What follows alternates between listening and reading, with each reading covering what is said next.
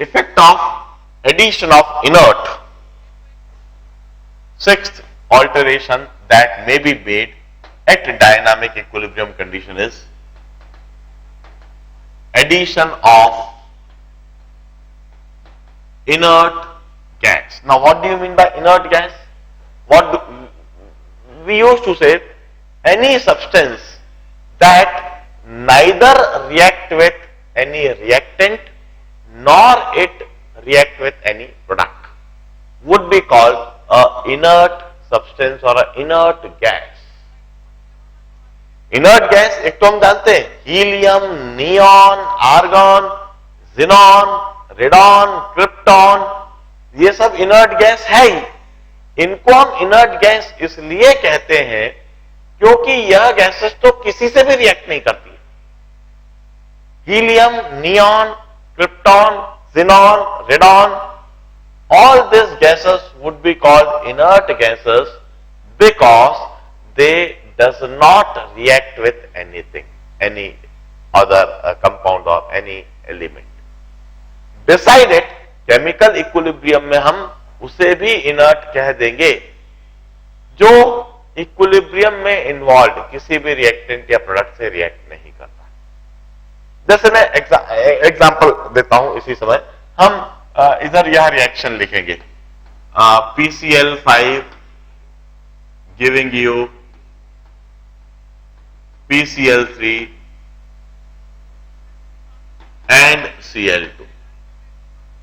This is a reversible reaction और इसका एक डायनामिक इक्विलिब्रियम एस्टैब्लिश होगा। अब इस रिएक्शन में हम कहते हैं nitrogen gas is a inert gas for this reaction. इस रिएक्शन के लिए नाइट्रोजन गैस भी एक इनर्ट गैस है। ऐसा मैं क्यों बोल रहा हूं भाई? हीलियम, नियॉन, आर्गन तो सभी के लिए इनर्ट गैस है, मगर इस रिएक्शन के लिए तो नाइट्रोजन को भी एक इनर्ट गैस कहा जाएगा। क्यों? Because nitrogen does not react with PCl5, nitrogen does not react with PCl3, nitrogen does not react with Cl2. Nitrogen neither react with any reactant nor it react with any product. Since nitrogen does not react with any of this reactant and product, hence nitrogen gas may be treated as an inert gas for this reaction. Addition of inert gas at established equilibrium, at established dynamic equilibrium. At established dynamic equilibrium. Dynamic equilibrium already established है, ऐसी condition में हम inert gas add करते हैं। अब देखिए, inert gas जब हम ऐड करते हैं तो कंसेप्ट लगाते समय हमको दो कंडीशन सोचना है। Either you may add inert gas at constant volume और you may add inert gas at constant pressure. Inert gas को ऐड करते समय या तो आप वॉल्यूम को कांस्टेंट रखोगे या फिर आप प्रेशर को कांस्टेंट रखोगे। वॉल्यूम को कांस्टेंट रखना मतलब क्या? आपने क्लोज्ड वेसल ले लिया है, उस क्लोज्ड वेसल में रिएक्शन हो रही है और उस क्लोज्ड वेसल में रिएक्टेंट का और प्रोडक्ट का टोटल इक्विलिब्रियम कंडीशन का न तो वॉल्यूम बढ़ सकता है और न ही वॉल्यूम घट सकता है, because it's a rigid closed vessel. At constant addition of inert have got no effect. At constant volume,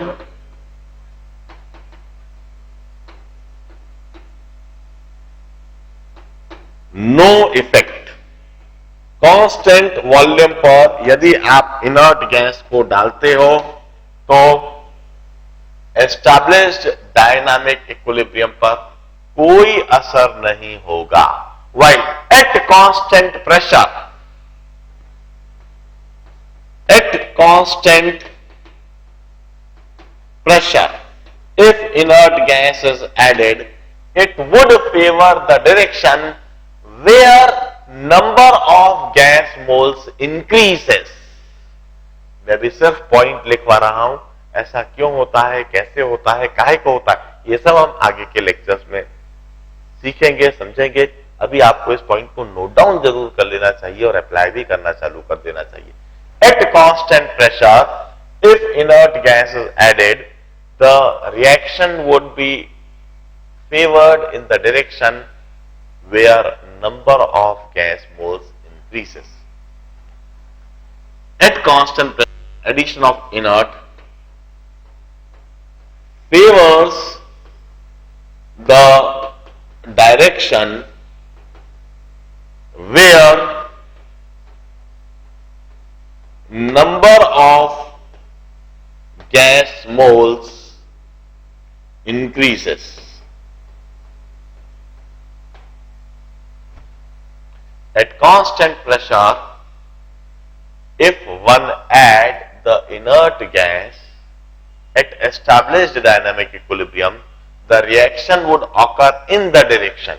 The reaction would occur in the direction where number of gas moles increases. जिस direction में number of gas moles increase होते हैं, उस direction में reaction होने लगेगी।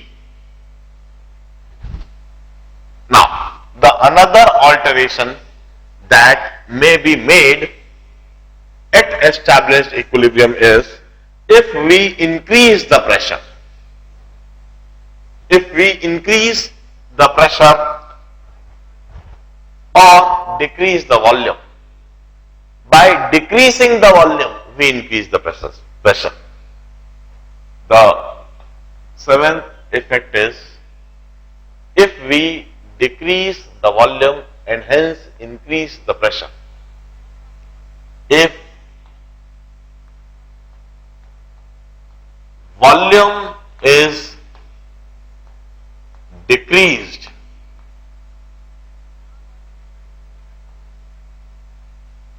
and hence pressure increased. Pressure increased.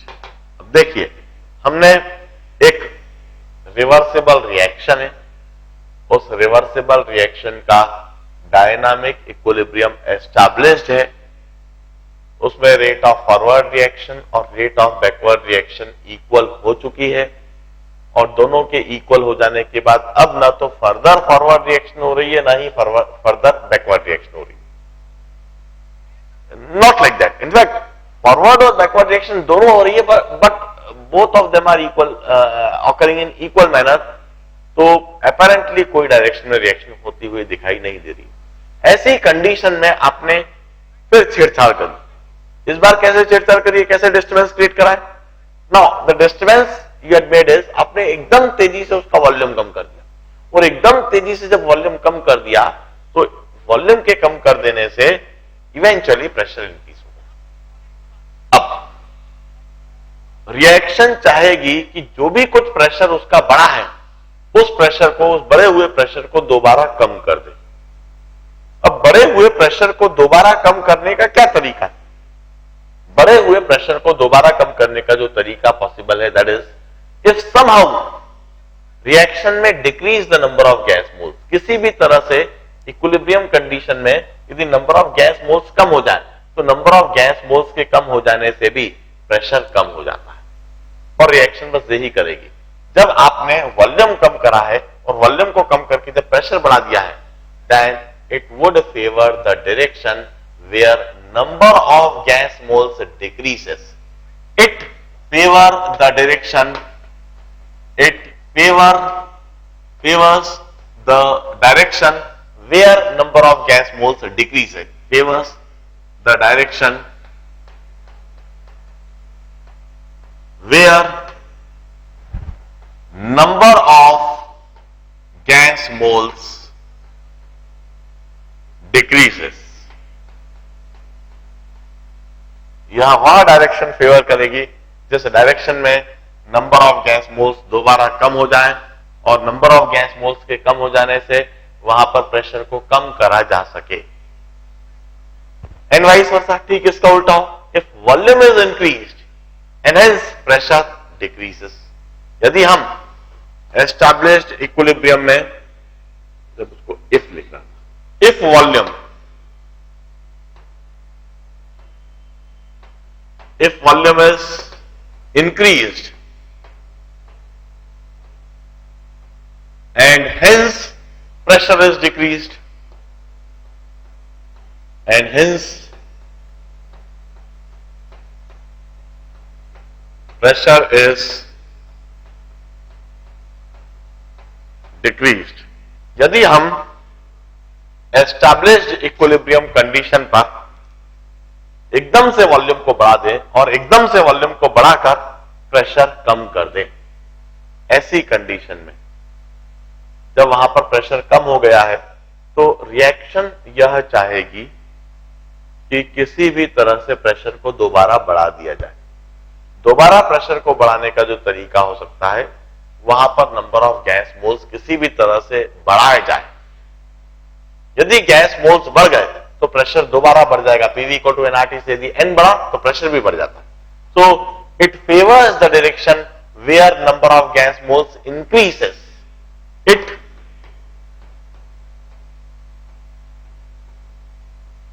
favors the direction where number of gas moles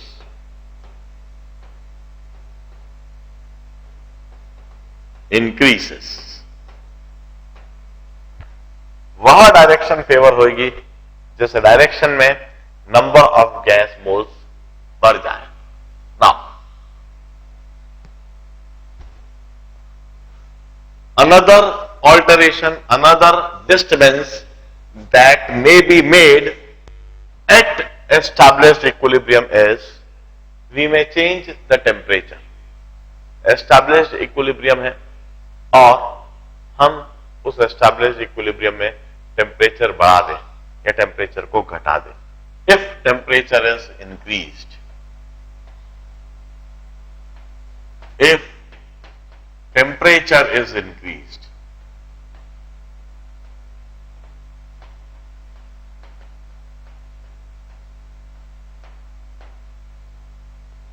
अब जरा सोचिए, यदि टेम्परेचर को आपने बढ़ा दिया तो रिएक्शन यह चाहेगी कि किसी भी तरह से बढ़े हुए टेम्परेचर को दोबारा कम कर दिया जाए। बढ़े हुए टेम्परेचर को दोबारा कम करने का एक जो तरीका है, रिएक्शन उस डायरेक्शन में होने लगे जिस डायरेक्शन में हीट एब्जॉर्ब हो रही है। If heat would get absorbed and if heat gets converted into chemical energy, in that case the temperature would automatically decrease out. यदि वहां पर हीट जो है वो किसी भी दूसरे फॉर्म में कन्वर्ट हो जाए तो वहां पर टेम्परेचर दोबारा कम हो जाएगा। If temperature is increased, the reaction would occur in the direction where heat is absorbed. The reaction is favored in the direction, favored in the direction where heat is absorbed, where heat is absorbed। इसी तरह से if temperature decrease, just opposite, just reverse of it, यदि temperature को कम कर दिया जाए, if temperature is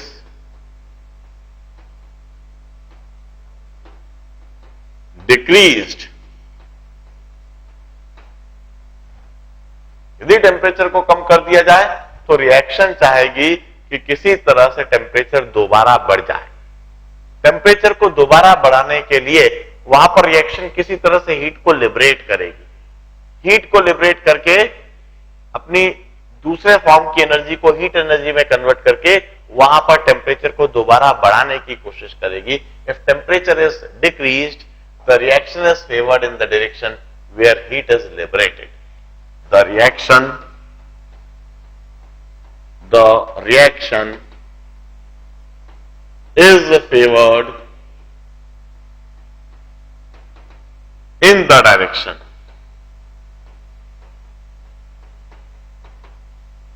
where heat is liberated, where heat is liberated.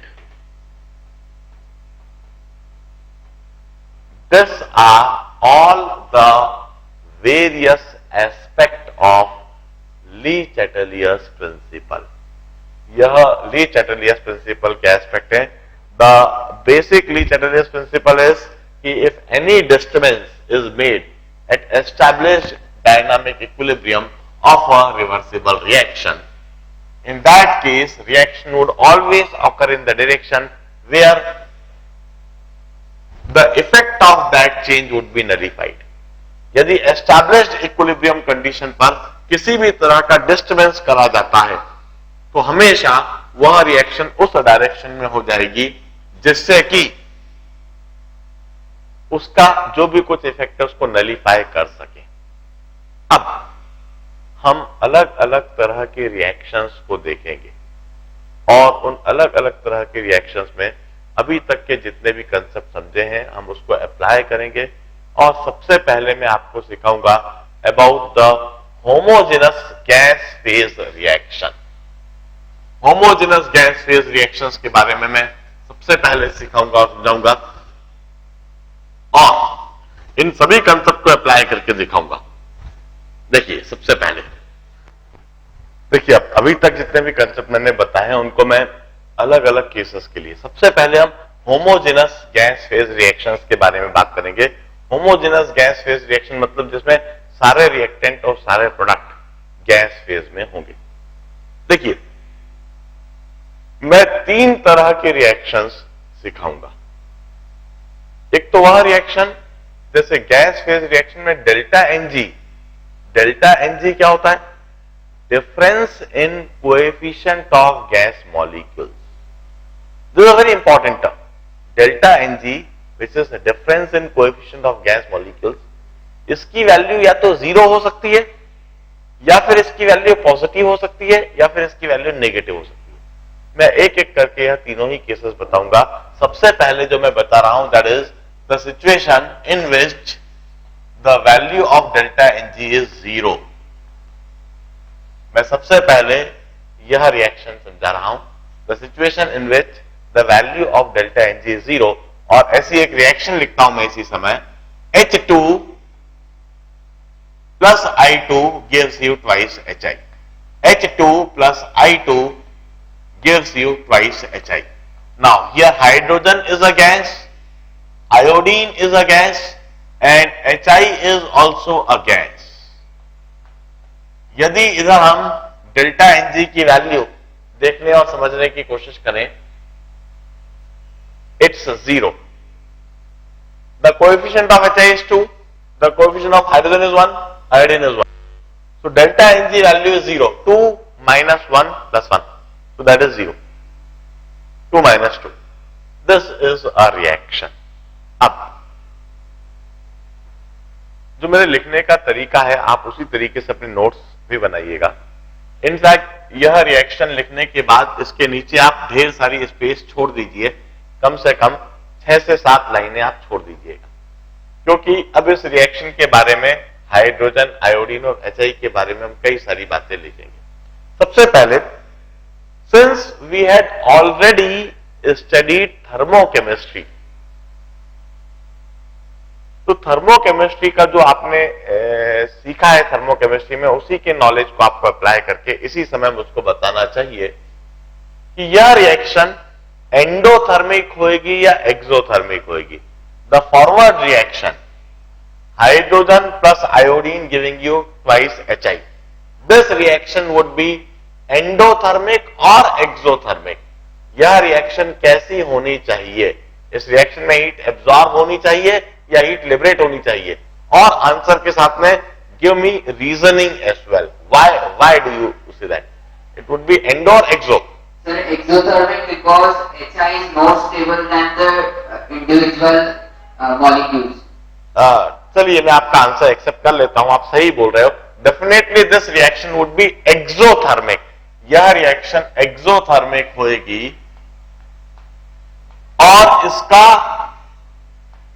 Enthalpy change delta H value negative होएगी. In fact delta H मैं पहले लिखता हूं और फिर बाद में एक्सोथर्मिक लिखता हूं that would be better way of writing this situation. Delta H for this reaction would be a negative value, which means that this would be exothermic. Now, the reason to this answer would be, here we are observing formation of HI. These are pure and stable molecules, and from pure and stable molecules HI is being formed. This is a formation of a compound HI. Now this HI is a stable compound. Formation of stable compound is generally associated with liberation of heat. It's exothermic. Its delta H is negative.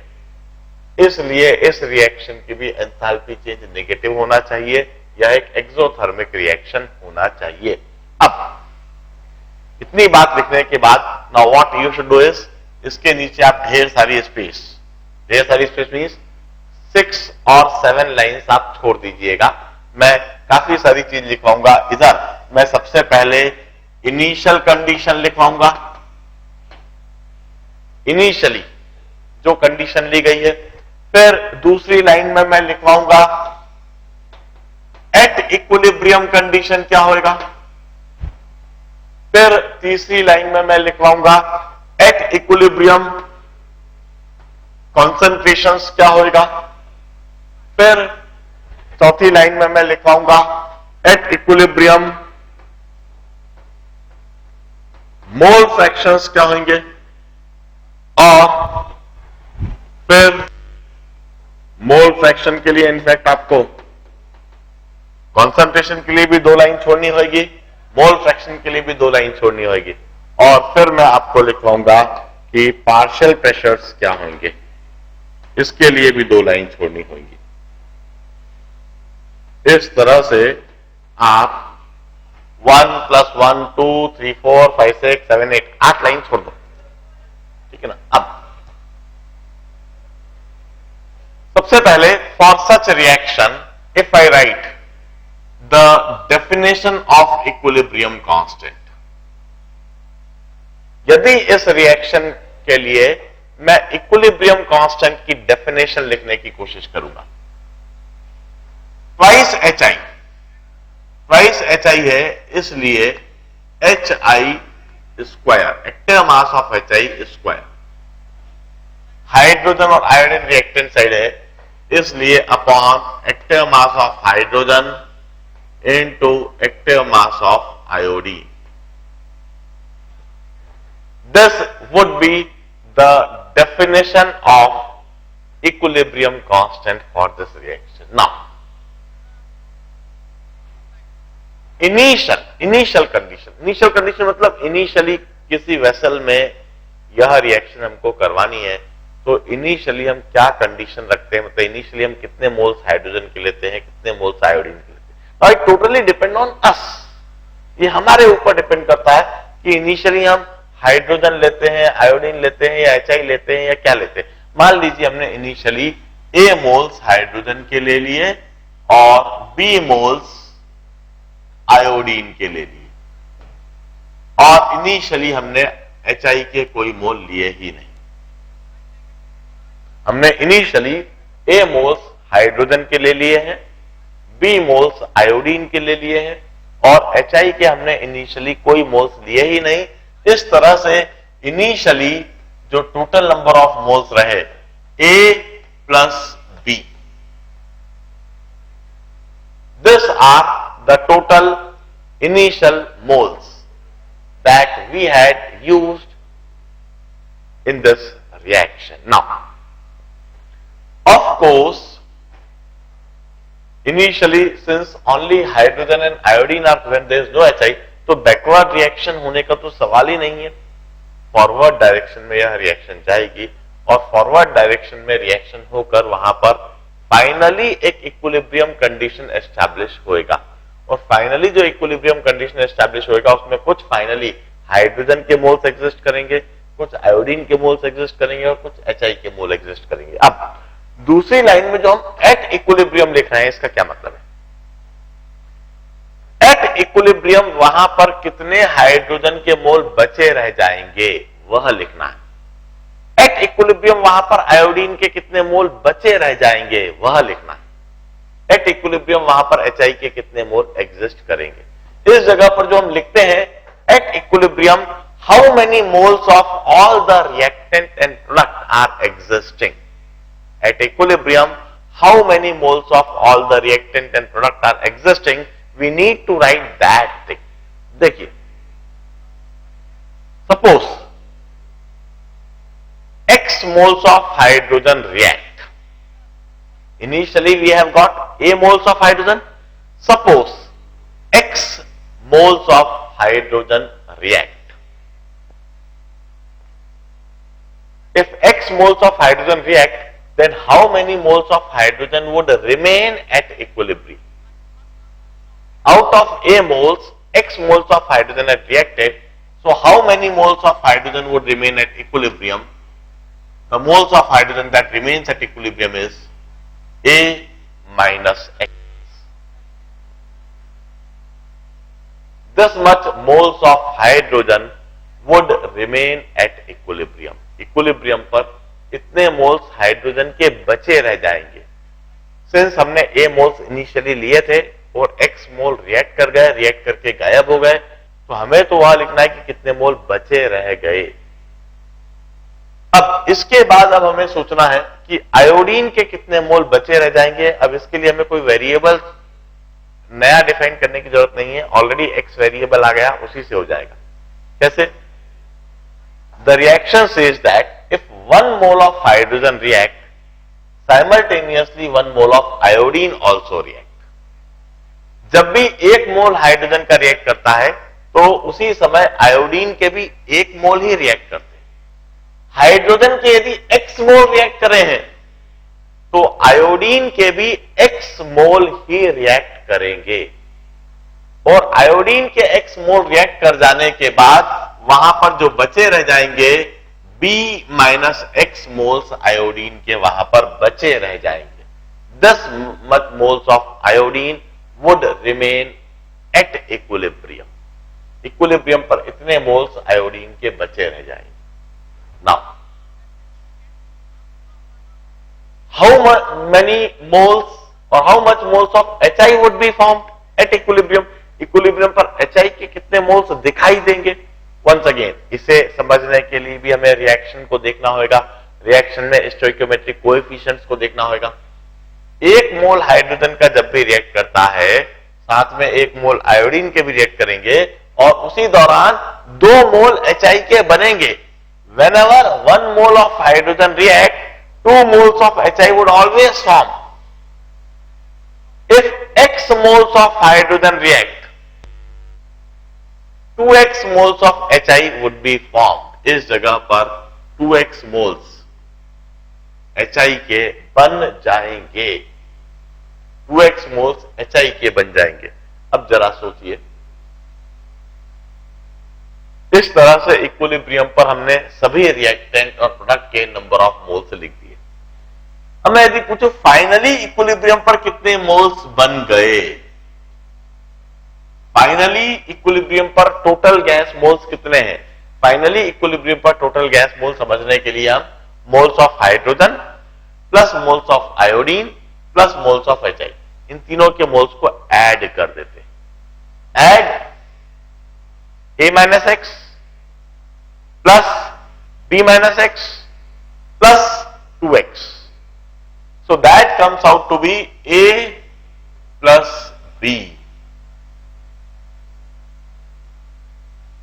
And now observe that initially भी A plus B moles, finally भी A plus B moles.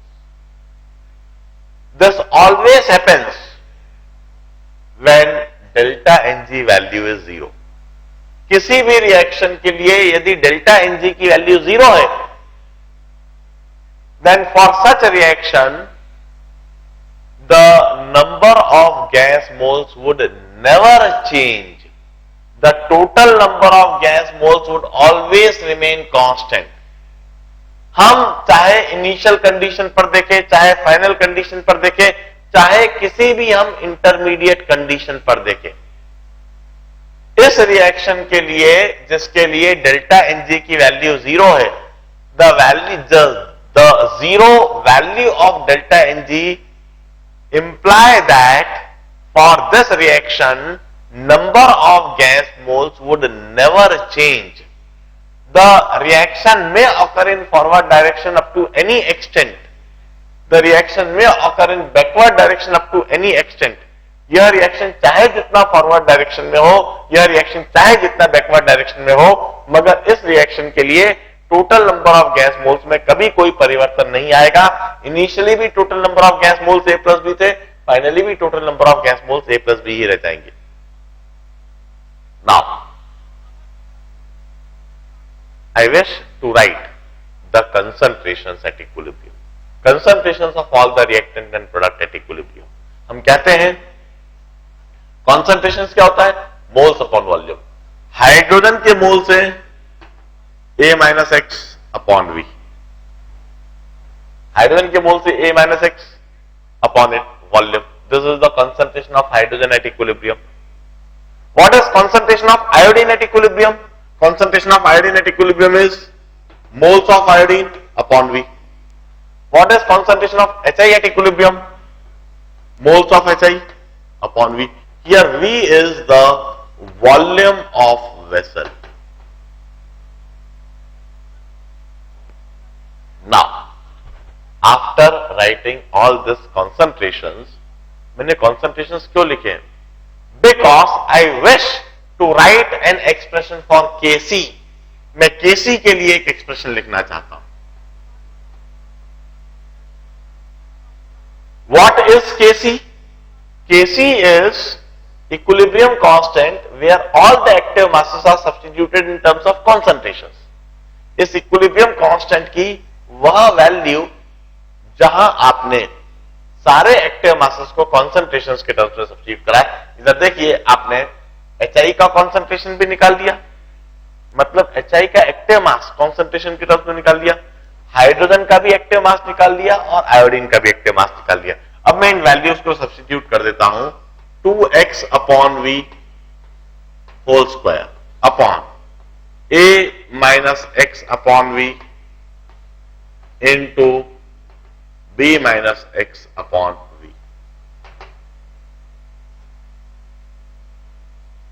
And observe that this volume term would always get cancelled, and we'll land up with this equation 4x square upon A minus x into B minus x.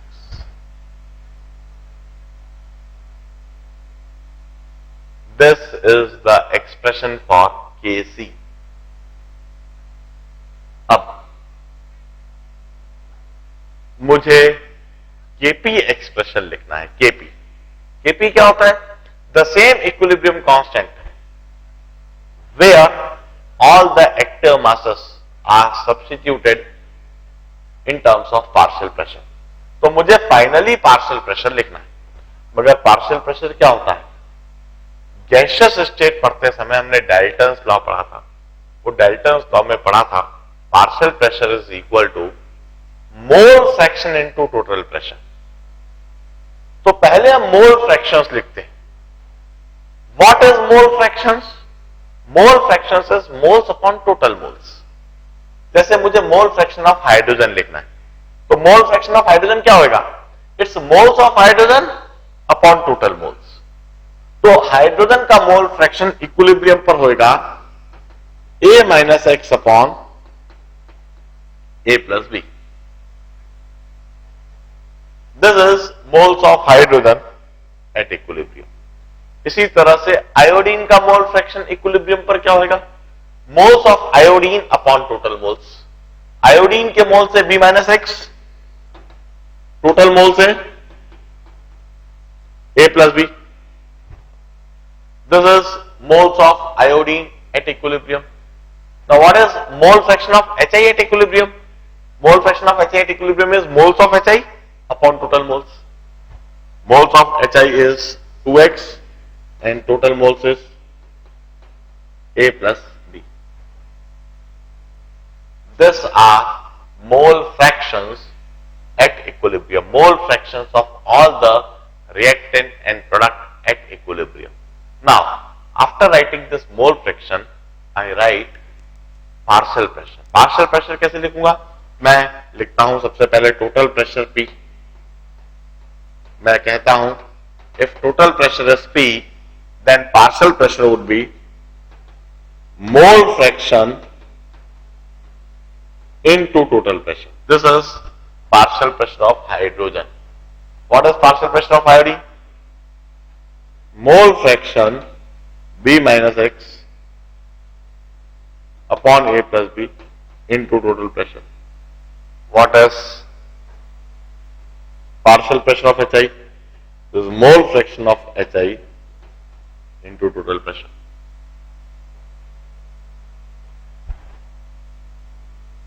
ऐसा फिलहाल मैं इधर temperature भी लिख देता हूं. If temperature is T.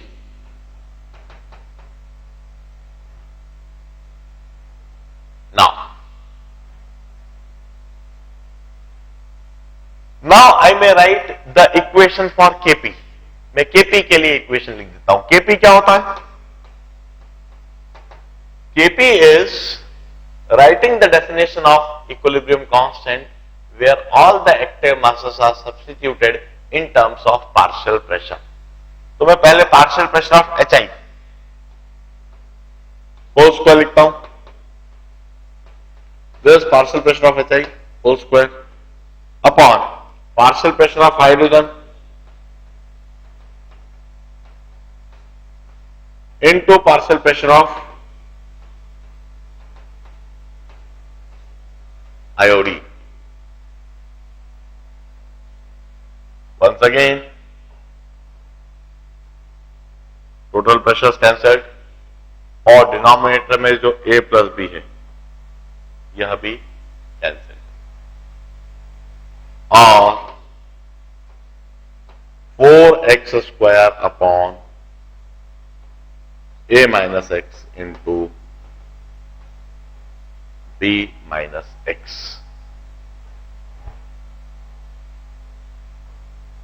हम already जानते हैं Kp is equal to Kc into RT to the power delta Ng. यह रिलेशनशिप अभी अभी हमने डिराइव करा है. इस रिएक्शन के लिए रिएक्शन स्टार्ट करते समय हमने लिख दिया the value of delta Ng is 0. इस रिएक्शन के लिए डेल्टा Ng की वैल्यू 0 और यदि डेल्टा Ng की वैल्यू 0 हो गई तो RT to the power delta Ng हो गया 1. RT to the power delta Ng की वैल्यू हो गई 1. Means Kp must be equal to Kc. Kp और Kc बराबर होना चाहिए. और देखिए हमने Kp का एक्सप्रेशन भी लिखा है और Kc का एक्सप्रेशन भी लिखा है. दोनों ही एक्सप्रेशन में हमें बिल्कुल साफ साफ दिख रहा है that Kp and Kc value for this reaction are equal. Also, this Kp and Kc they both are dimensionless. ये भी dimensionless है. इधर भी ऊपर मोल स्क्वायर और डिनोमिनेटर में मोल इंटू मोल. इधर भी mole square upon mole into mole. Both Kp and Kc are dimensionless. Kp and Kc are dimensionless or unitless.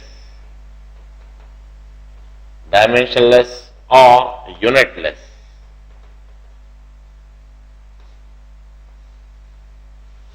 ना तो Kp का कोई यूनिट होएगा ना ही Kc का कोई यूनिट होएगा. Kp और Kc हमेशा बराबर होंगे. खास बात इस रिएक्शन के लिए जिसके लिए डेल्टा Ng की वैल्यू 0 है, इसमें नंबर ऑफ गैस मोल्स ना बढ़ते हैं ना घटते हैं. रिएक्शन चाहे फॉरवर्ड डायरेक्शन में जाए चाहे बैकवर्ड डायरेक्शन में जाए. अब हम एक इक्वेशन और हमेशा लिख सकते हैं PV इक्वल टू nRT.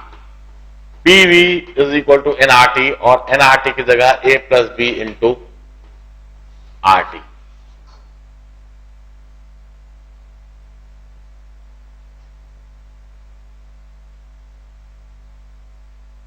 हम यह सारी बातें इस रिएक्शन के लिए लिख सकते हैं. अब इस रिएक्शन का इक्विलिब्रियम एस्टैब्लिश्ड है।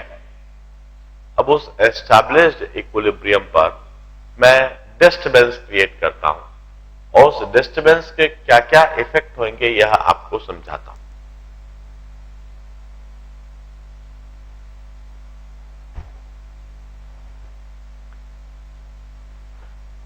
मैं ये केपी केसी ये सब चीज साफ कर देता हूं। अब मैं अब ली चैटलियस प्रिंसिपल समझा रहा हूं, how to apply Le Chatelier principle for this reaction.